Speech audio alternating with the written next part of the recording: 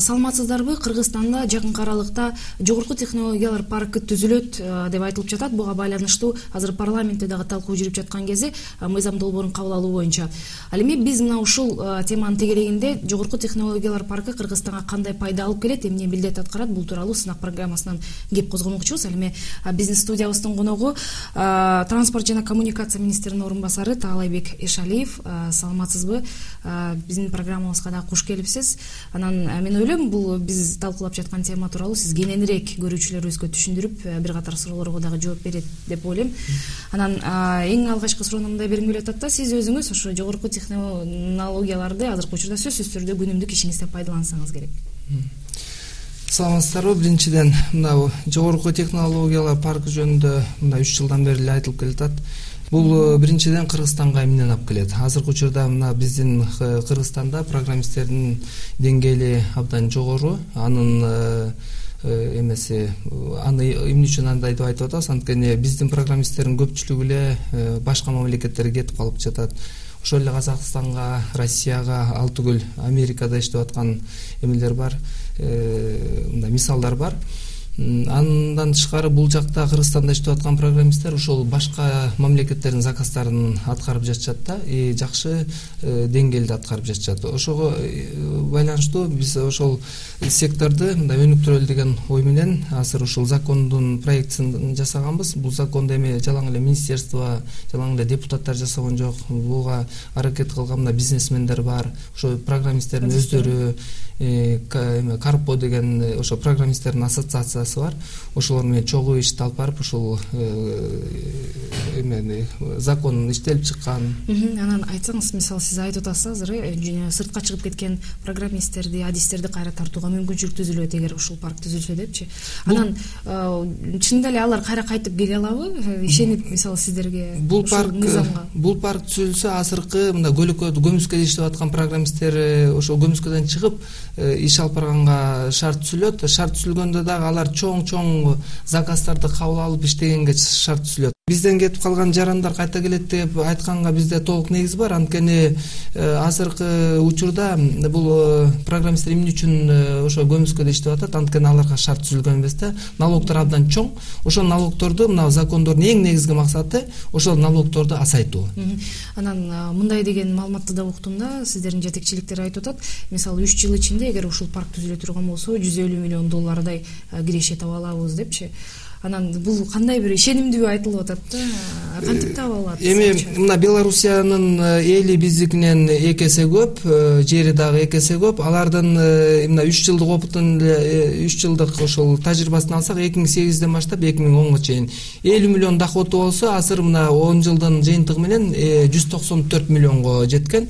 Бизде дагы ошондоп айтканга толук негиз бар. Бизде дагы ошол азыркы учурда иштеп аткан программисттердин санына карата, азыркы налогдук жактан берип аткан жеңилдиктерди эске алганда, башка ошол парктардын эмесине караганда биздики төмөнүрөөк, мындай жакшыраак шарт түзүлүп атат деп айтсак болот да. Ошон үчүн антип айтканга толук негиз бар. Анда азыр бизде видео сурообуз бар эле, мына ушул темабызга байланыштуу. Жаш студент сизге суроо берди эле, көңүл буруп койсоңуз. Здравствуйте, я учусь в Политехническом институте по специальности программное обеспечение вычислительных систем на 3-м курсе. И я бы хотел задать вопрос насчет вашей программы. Каким образом вы бы могли помочь в трудоустройстве наших студентов? Бул жерде студенттер дагы кызыгып атат да, эгер ушундай парк түзүлө турган болсо, мисалы жогорку окуу жайды бүткөндөн кийин алар ушул парктан баягы жумуш таба алабы? Эми түздөн түз азыр биз жумушка, ошо парк түзүлөр самат эле жумушка орноштуруп коебуз деп айткандан алыс болушубуз керек. Анткени биз бул парк деген бул жумушчу орунду өзү түзүп бербейт, бирок ошол программисттерге жакшы условияларды түзүп берет. Ошо программа чыгарып иштеген, ошо программа түзгөн компаниялар ошол өздөрүнүн заказдарын чоңойтсо, аларга сотрудниктер керек болот. Ошон үчүн ал жумушчу орундар дагы көбөйөт деген эме бар да. Биздин оюбуз ошондой. Ушул баягы ушул долбоор талкууланып жатканда айтылды эле да, бул Борбор Азияда баягы аналогы жок парк болушу мүмкүн. Анткени Казакстандан, башка өлкөлөрдөн айырмаланат депчи, бирок дүйнөлүк баягы атаандаштыкка, мисалы, туруштук бере алчу парк боло алабы? Анткени Кытай, ошол эле Россия, Америка, Индия аларды да мына ушул тармак абдан өнүккөн да. Эми бул атаандаштыкты кандай карайбыз? Бул мындай эмеси боюнча, көлөмү, продукциянын көлөмү боюнча атаандаш болот деп айтсак туура болбой калат да. Бирок ошолор чыгарып аткан продукцияларды, ошондой эле эме деңгээлдеги программаларды чыгара алат деп, ошого ошол жагынан атаандаш боло алат деп толук айтууга эмебиз бар. Анда интернетке да биздин суроолорубуз түшүптүр бул маселе боюнчачы. Мындай деген суроо түшүптүр. Мына ушул жогорку технологиялар паркы тууралуу маселе 2-3 жылдан бери эле көтөрүлүп келе жатат, бирок көпчүлүк жарандар ушул маселени дагы эле толук түшүнбөй жатат. Эмнеге керек, кандай милдетти аткарат, анан өлкө үчүн эмнени бере алат, кандай пайда алып келет. Анан бул демилге орто жолдо калып калбайбы, эгер мыйзам кабылданып калган күндө деле баягы кагаз жүзүндө калып калбайбы деген. Эми ушунчалык 3 жылдан бери аракет кылып иштеп аткандан кийин бул бизнесмендерди айтып кетпедимби? Мамлекеттик органдардагы министерство, биздин министрлик дагы бизнесмендер дагы абдан кызыктар буга. Бул жолдо калат деген бул туура эмес. Анткени бул ишти ошол закон кабыл алгандан кийин биз аягына чейин чыгарабыз. Буну аягына чейин чыгарыш үчүн ошол көздөгөн максатка жетиш үчүн толук азыр мүмкүнчүлүктөрү бар. Буга бюджеттен акчанын көп деле кереги жок. Ошол эң негизгиси налог жагынан преференцияларды берсек, программисттер өздөрү ошо программа боюнча иштеген компаниялар, IT компаниялар өздөрү эле ишти алып кетет. Биз аларга ушундай организационный жактан жардам беребиз. Мына ушул долбоор талкууланып баштаганда эле баягы 3 этапка бөлүнөт деп айтып аттыңыздар эле да. Мисалы, биринчи этабында баягы мыйзамдык базалар чыңдалса, экинчи этабында ишке ашып, үчүнчү этабы толук түрдө иштеп калыш керек депчи. Азыр ушул кайсы этабында кетип бара жатасыздар? Эми биринчи этапты биринчиден айтып коюшум керек. Биринчи этапты өттүк. Правительство өкмөт тарабынан колдоого алынган. Азыр жогорку кеңештен өтсө, андан кийин кайта өкмөт тарабынан нормативдик базасы биртиктелип чыгарат. Ошол жөнүндө парк жөнүндөгү жобо түзүлөт. Андан кийин ошол иш башталат деген ойбуз. Экинчи этапта болсо программисттер ошол эмеге программа боюнча иштеген IT компаниялар регистрация болушат. Алар өздөрүнүн ишин ошол парктын нормативдик базасы менен алып бара беришет ишин. Андан кийин дагы мынау бул жерде образованияга, ошол эме билим берүү тармагына абдан көңүл бурушубуз керек да. Ошо IT лабораториялары түзүлгөн бир жагы, экинчи жагынан бул азыркы убактагы мынау вуздардагы программалар өзгөрүш керек да, окутуу программалары. Ошол бизге азыр дүйнө жүзүндө кандай эме тилде жасалып атса, ошого карата адаптированный болуш керек. Ошо мисалы билим берүү министрлиги менен чогуу иштешип атасыздар да, ушул маселелер чогуу каралып атабы, же болбосо сиздер өзүңүздөр айтып коюп эле, анан алар билбей эле билим берүү министрлиги менен чогуу каралып атабы деген эмеге мындай жооп берсең болот да. Бул жобо токтом түрүндө кабыл алынып атканда закон ошол министрлик аркылуу дагы эмеден өткөн да. Анан ал эң биринчи законду кабыл алыш керек. Андан кийин башка иштер бар, ошолордун баарын анын аркасынан жасап кетиш керек да. Анда дагы кийинки видео сурообуз бар. Здравствуйте, меня зовут Румынин Евгений. Я являюсь инженером Центра виртуализации. Я слышал, будет в Кыргызстане создаваться парк высоких технологий, аналогичным белорусскому проекту. Какие будут льготы на налоги? Программисттердин баардык салыктары алынат. Эгерде бул закон кабыл алынып калса, анда эң биринчиден НДСтен толугу менен бошотулат. Мынау компаниялар, резидент болгон компаниялар, ушу парк, биздин паркка резидент болгон компаниялардын баардын алар бир гана процент өзүнүн эмесинен, кирешесинен бир гана процент төлөйт, калган налогдордун бүт баарынан бошотулат. Эмелер болсо ошо жанагы 15 жылга бошотулат деп айтып. 15 жылга. Программисттер бул жерде эң программисттер үчүн жаман нерсе бул жанагы эме деген бар да, пенсионный фондко төлөнө турган 27% компания төлөйт, анан кийин калганын болсо 9%-ын эме төлөп берет да. Программисттер өздөрү төлөйт да. Анан ошол бул абдан чоң налог болгондуктан ошол эң негизги мындай буттосо турган нерсе ушул да. Мисалы парк уюштурула турган болсо бул Бишкекте эле болот азырынча, Анан мисалы айылдарда, бизде аймактарда интернет жеткиликтүү эмес да. Таптакыр жок десек болот. Ушул парктын моделинде экстерриториалдуулук каралганда, бул парк деген бул бир үйдүн ичинде болбойт, же болбосо бир кандайдыр бир территориянын ичинде болбойт. Бул парк деген бул эме да, принцип регистрациялоонун гана принциби, анан иш алып баруунун принциби да. Мисалы бир компания келип биздин Бишкектеги эмеде мындай парктын дирекциясына келип регистрациялат да, ал өзү Баткенде деле иштей бериши мүмкүн, башка Кыргызстандын башка жеринде да кайсыл жеринде болбосун иштей берсе болот да, үйүнө деле жатып алып иштей берсе болот. Ушул эң негизгиси ал регистрациядан өтүп жанагы жеңилдиктерди, налогдук жеңилдиктерди алып коюш керек да.